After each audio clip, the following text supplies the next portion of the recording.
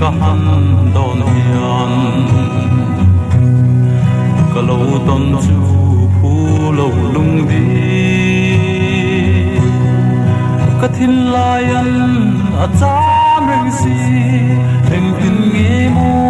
ka tua rang le ma ten mo zun ngai ya ka vai le thin ka ngai che ka ngai che min don pui la du lai ma pui ki zun ngai ya ta ko se tur in lai dang nan bia thu min tan de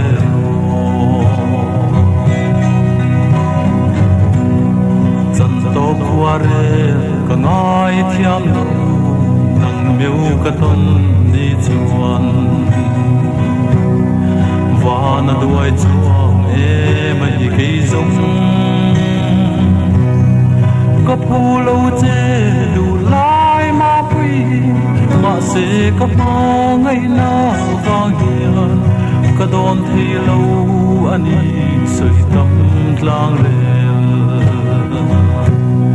ka ma ngai che ka ma ngai che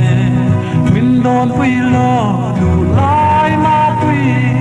ki zun ngai a tra ko sei tu tin lai dam nan bia thu min han be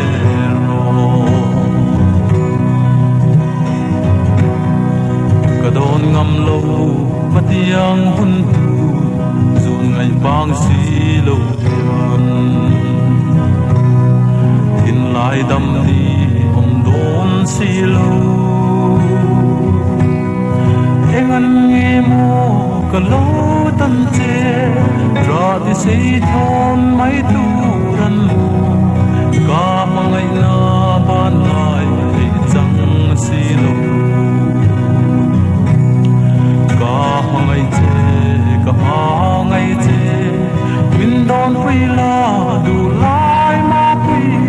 ki zu na ya tra ko se du tin lai dam nan bia thu min tan de ro